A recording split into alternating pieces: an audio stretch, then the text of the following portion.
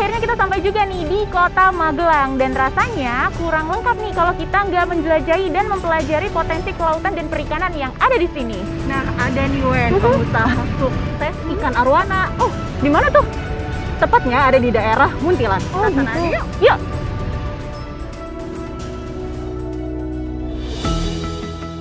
Magelang, Jawa Tengah. Siapa yang belum pernah mendengar nama kota yang satu ini? Kearifan budaya dan keramahan penduduknya menjadi daya tarik tersendiri.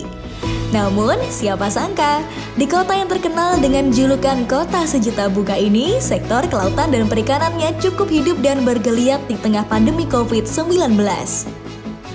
Berjarak sekitar 15 km dari pusat kota Magelang, tepatnya di Kecamatan Muntilan. Disinilah sosok Fajar Sodik sukses menjalankan usaha budidaya ikan arwana. Nah, ini dia Wen tempatnya. Oh, gede juga ya tempatnya. Aku udah nggak sabar nih pengen nanya-nanya sama ownernya. Siapa tahu kan, suatu saat nanti aku bisa jadi pengusaha yang sukses. Amin. Yuk kita langsung masuk aja. Yuk. Sepertinya ada kolam deh di belakang situ. Iya, dan nggak hanya di sini tahu Wen, Gimana? masih ada lagi di tempat lain tambaknya. Oh, kita langsung ketemu sama ownernya aja Yuk, kali ya. kita langsung masuk aja.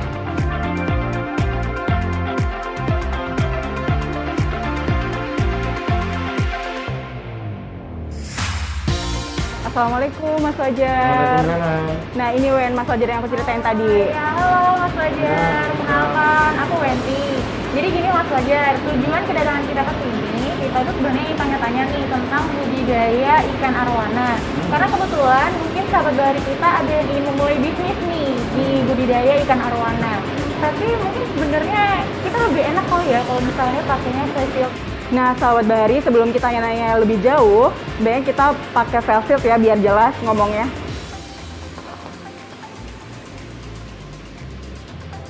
Nah, sekarang udah lebih jelas nih. Nah, jadi sahabat bahari, di masa pandemi saat ini kita harus tetap mematuhi protokol kesehatan dari pemerintah ya. Penggunaan face shield ini ditujukan supaya komunikasi kita bisa lebih lancar lagi. Nah, Mas Fajar bisa dijelasin nggak awal mula Mas Fajar mulai kepikiran untuk budidaya ikan arwana ini seperti apa sih? Jadi gini ya, Mbak ya, kalau kita cerita awal mula, awal dulu, kita sebelum bisnis di arwana ini memang kita tadinya memang kalau lingkungan di kampung sini itu kan memang khususnya kehidupannya dari ikan. Tapi kalau dulu kan ikan-ikan untuk konsumsi. Betul. Nah, terus kita itu ke Jakarta merantau, di sana kebetulan kita ngikut orang ke bidang arwana.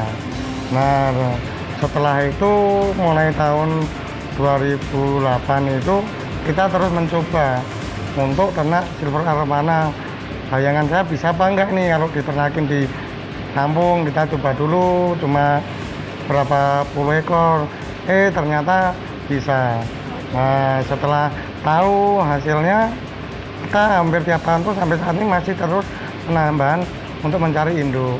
Ya alhamdulillah sekarang sudah mulai lumayan banyak, jadi sekali panen juga dapatnya juga udah lumayan. Nah, Mas Fajar, kalau boleh tahu nih, dulu awal mula merintis bisnis ini tuh modalnya berapa sih, Mas? Kalau cerita awal mula dulu itu kita sama sekali mana nggak ada modal ya. Nggak ada? Iya, cuma modalnya tuh modal kepercayaan. Nah, makanya dalam bisnis nomor satu kan kepercayaan kan seperti itu. Kalau dulu kita pertama kali yang tadi kita ceritakan itu, pertama kali itu cuma punya induk sekitar kurang lebih 80 ekor.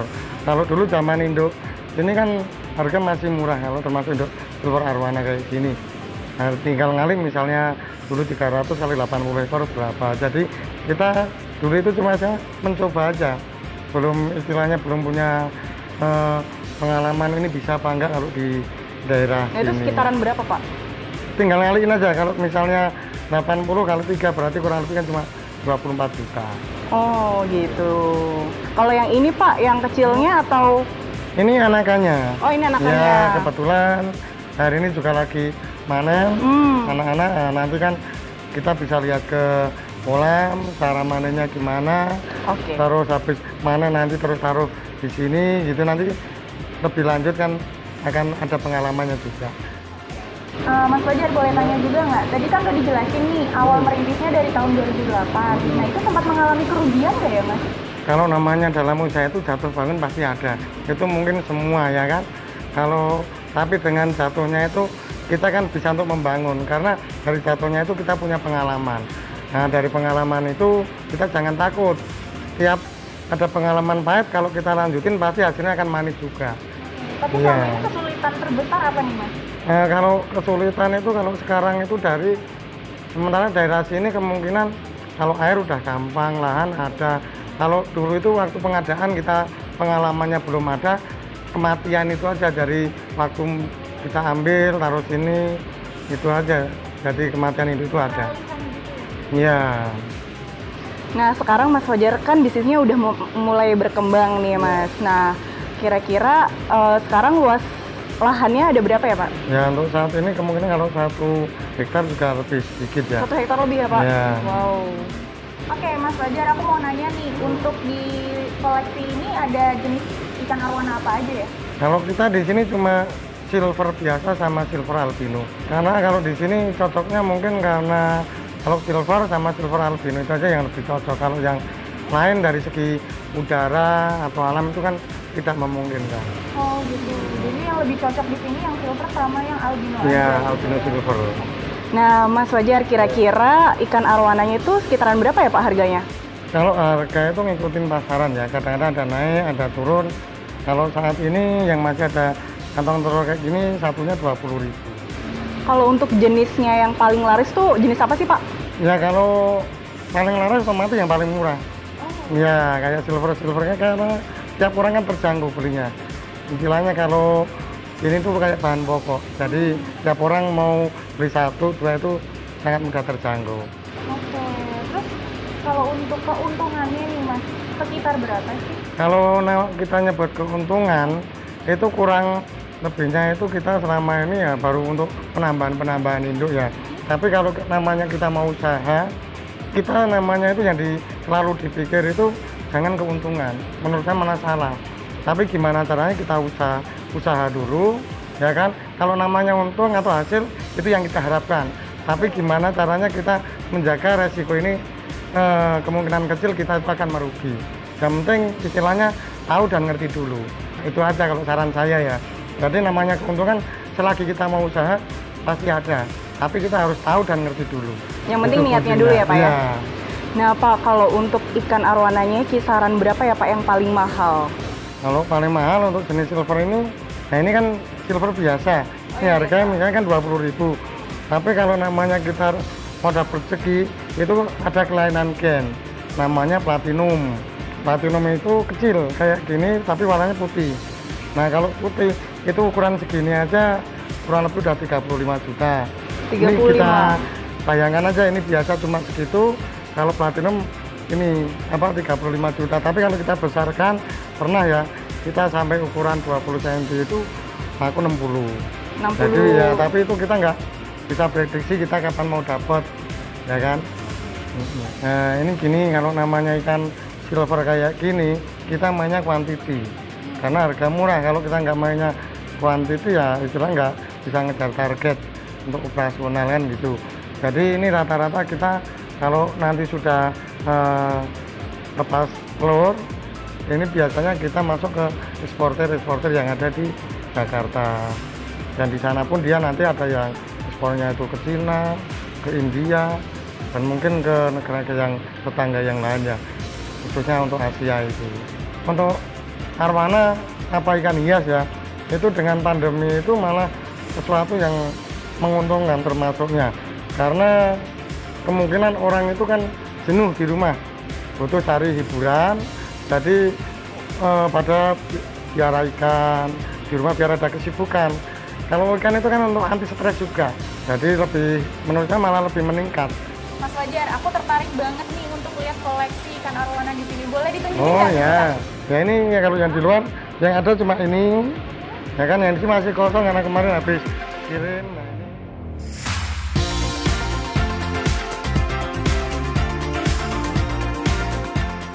Tidak lengkap rasanya kalau belum melihat ikan-ikan arwana kecil yang berjajar di akuarium milik Pak Fajar ini.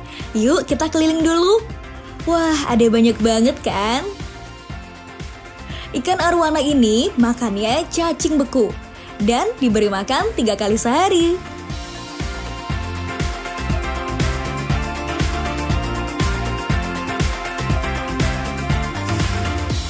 Setelah melihat ikan arwana yang masih kecil, sekarang saatnya kita melihat ikan arwana yang lebih besar. Wah, kira-kira Pak Fajar punya berapa banyak ya? Yuk kita lihat lagi ngasih makan itu anak kedua. Musim-musim kawin kayak gini, dia makannya kurang nafsu karena dia lagi proses perkawinan. Salah satu yang lagi proses perkawinan yang sudah ngerem yang itu salah satu induk albino, dia tapi bawa anak.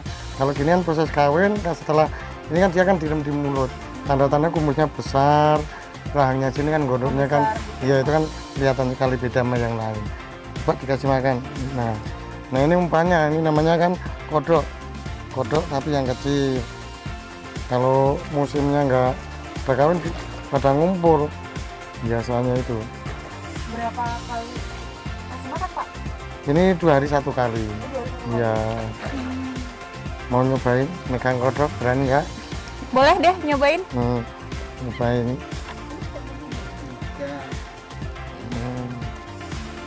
Oke. Ditekan. Oke, langsung aja ya lempar. Iya, lempar. Nah, ini.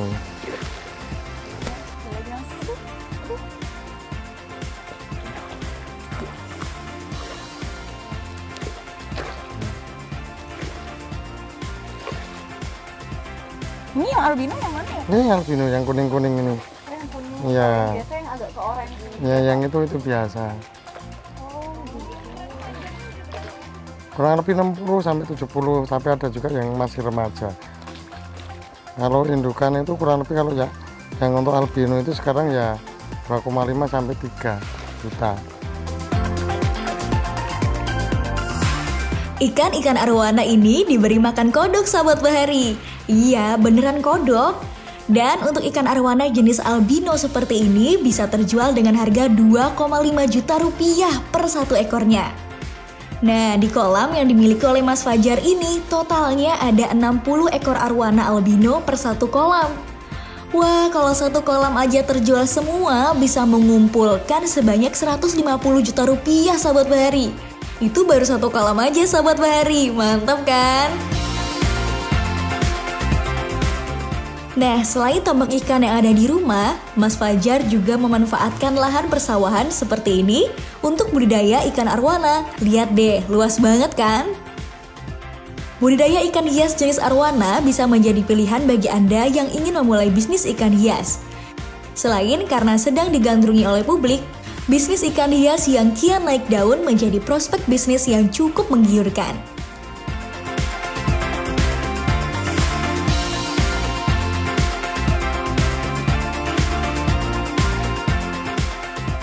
Salah satu contoh hasil dari anakan arwana itu ya ini umur direm di mulut kurang lebih baru 1 bulan.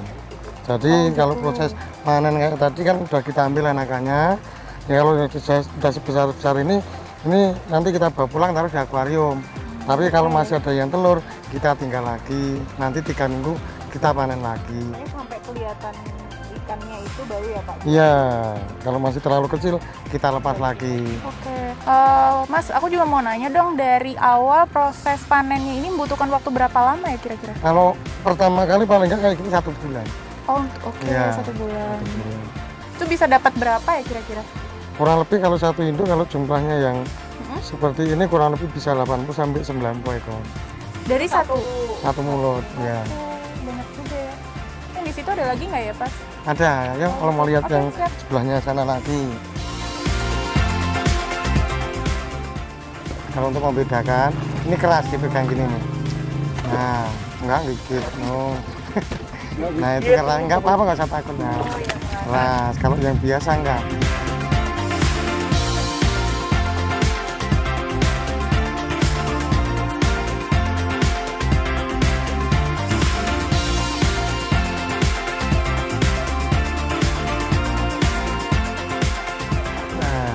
keras. Gitu kan. Bisa, ya bagus. Ikannya grogi mas. Oke. Itu masih terlalu kecil. Ayo dulu Pak.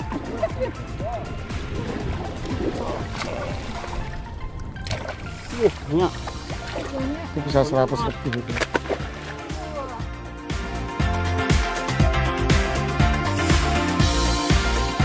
Kayaknya udah mulai hujan nih Pak. Gimana kalau kita berteduh dulu kali ya Pak? Ya, yuk kita berteduh dulu.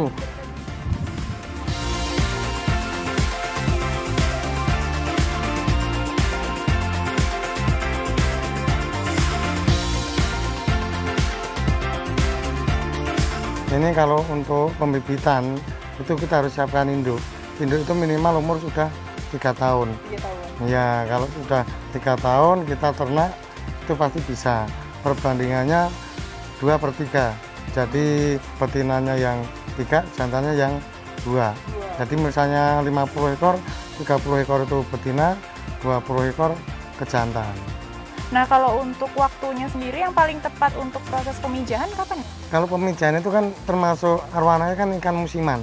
Jadi di saat musim penghujan kayak gini, terutama mulai Januari sampai Juni Juli itu pemijahan di daerah Jawa Tengah sini. Tapi di Pontianak mulai Agustus dia baru pemijahan. Jadi setiap wilayah beda-beda musimnya. Oh berarti kalau yang sekarang lagi musim pemijahan banget ya? Iya, ya makanya kalau di sini tadi kan sudah kita lihat kita lagi musim memasuki musim panen. Betul.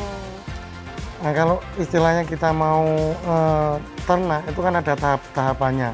Yang satu kita siapkan tempat kolam lah atau sawah seperti yang di belakang ini yang kita tadi lihat. Kalau sudah sawah nanti dipetak-petak aja ukuran paling enggak 10 kali 20 meter itu sudah cukup apa 10 kali 15. Jadi tergantung tempatnya. Nah kalau memang lahan sudah siap baru masuk ikannya tadi. Yaitu tadi kira-kira kalau mau pembesaran kita bikin induk itu kurang lebih 3 tahun. Sebenarnya ada perbedaan nggak sih Pak kolam yang tadi itu sama yang ditambak? Setiap kolam pasti fungsinya sama. Cuma kadang-kadang kan modelnya yang beda. Kalau benih otomatis kan habis dipanen, ini harus taruh di akuarium. Karena kalau istilahnya penanganannya nggak bagus dan kita nggak ngerti, kebanyakan juga banyak korban. Oh betul. Nah kalau seumpamanya kita taruh di akuarium, kayak habis panen, itu kan di sana udah siapin yang penting airnya satu bersih dulu, kedua kali pakai pemanas, paling nggak disetel 32 derajat. Nah itu nanti kurang lebih dari panen kayak gini sampai 2 minggu selanjutnya dia baru lepas telur. Nah ini ada yang sebagian untuk pembesaran, ada yang sebagian lagi untuk kita jual. Oke, seperti itu. Untuk di daerah sini, ini per peta itu kan ada 4 kolam. Tinggal ngalihin kalau misalnya ada berapa kolam, karena ukurannya kan beda-beda. Kurang lebih kalau di wilayah sini ada 110 kolam. Oh, semua yang ada di sini berarti tambak milik Mas Fajar sendiri ya? Oke. Nah, kalau kita itu di sini yang penting itu untuk peduli dengan lingkungan. Dalam arti contoh peduli dengan lingkungan apa? Kita bisa usaha ini kan bisa mempekerjakan orang-orang. Kita membuka lapangan pekerjaan. Di samping itu juga petani-petani juga di sekitarnya itu diuntungkan karena ada saluran irigasi yang memadai, yang tadinya tidak istilahnya belum ada air. Begitu kita ada usaha di sini, irigasi kita bangun secara swadaya. Jadi kita usaha tapi bermanfaat bagi lingkungan sekitar. Betul.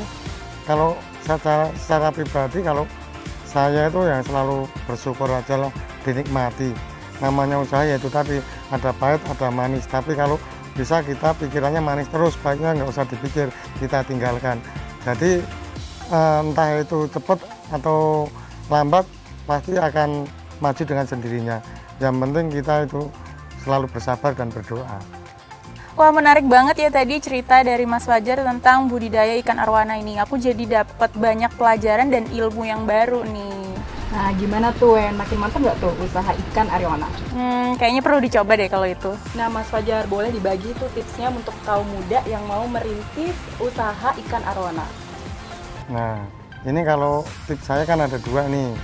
Satu, untuk dia mau larinya kemana dulu? Ke pembesaran apa ke pembibitan? Kalau ke pembesaran itu yang dia disiapin harus tempatnya, terutama akuarium dulu. Akuarium disiapin dulu, kalau tempat sudah siap paling kan akuarium, filter, gelembung sama heater. Kalau memang sudah itu siap, ya kan, itu baru proses untuk pembesaran bisa untuk dilakukan dari awal. Tapi satu yang paling penting itu rasa hobi dan senang dulu, karena itu kunci utama. Kalau setiap kita usaha cuma mau mencari hasilnya, kadang-kadang malah nggak ketemu. Tapi kalau awal dari hobi, itu kita sama ikan itu sendiri kan jadi lebih sayang. Kayak saya nih dulu juga awal mulanya juga karena seneng, karena hobi. Kalau hasil kita juga nggak tahu hasilnya mau berapa sih, itu nggak ada yang akan tahu. Itu satu kalau untuk orang yang pembesaran. Kedua kali kalau untuk yang pembibitan, paling nggak nomor 1 itu kan tipsnya harus punya lahan dan didukung dengan air yang sepanjang tahun kalau bisa ngalir terus. Kalau memang tempat dan air sudah mendukung, baru kita mau melakukan ke budidaya tadi. Dan harus ada istilahnya diketahui, oh mana jantan, mana betina, yang betina harus kasih berapa, yang jantan ada berapa, itu kan harus belajar sambil jalan. Nah, bagi siapapun yang mau belajar, kita tetap selalu membuka pintu, kita terbuka, kita tetap mau ajari sampai dia itu bisa tahu dan bisa untuk istilahnya melakukan seperti kita ini. Oke, Mas Fajar, terima kasih banget untuk Ya, masukan dan juga sama-sama. tipsnya. Semoga Ya, kedepannya akan sama-sama, Mbak. ada the next Crazy Rich Fisheries lagi ya, Mas. Ya. Nanti kalau misalnya ada tips dan lain-lain, kayaknya masih bisa nih belajar sama Ya. Mas Fat. Oke? Nanti kita nyambung di lain hari. Siap, terima kasih. Kita mau pamit undur Ya, diri dulu ya, hati-hati, Mas. semoga Ya, selamat iya, sampai siap. di tujuan masing-masing. Ya, terima kasih. Ya.